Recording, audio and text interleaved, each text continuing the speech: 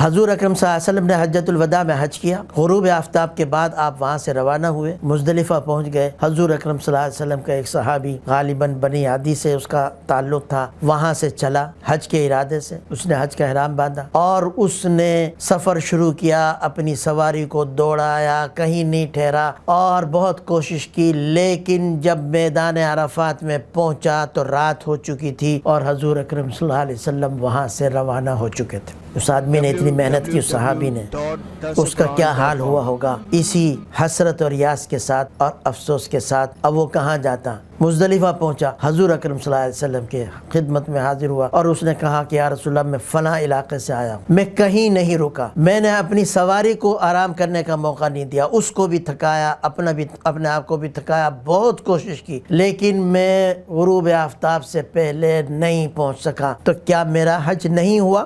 اس کی حسرت، اس کے رنج اور اس کے افسوس، اس کے غم کا اندازہ کر سکتے ہیں کس انداز سے اس نے کہا ہوگا۔ حضور اکرم صلی اللہ علیہ وسلم نے فرمایا کہ جاؤ تمہارا حج ہو گیا۔ صحابہ نے پوچھا کہ یہ صرف اسی کے لیے خاص ہے؟ فرمایا کہ نہیں، جو آدمی بھی صبح صادق سے پہلے، زوال آفتاب کے بعد، 9 ذی الحجہ کے بعد، 10 ذی الحجہ کی صبح سے پہلے میدان عرفات میں آ گیا، بشرطے کہ اس نے حج کا احرام باندھا ہوا، اس کا حج ہو گیا۔ یہ اس صحابی کا سوال اور حضور اکرم صلی اللہ علیہ وسلم کا یہ جواب، اس کی وجہ سے امت کے لیے آسانی ہو گئی۔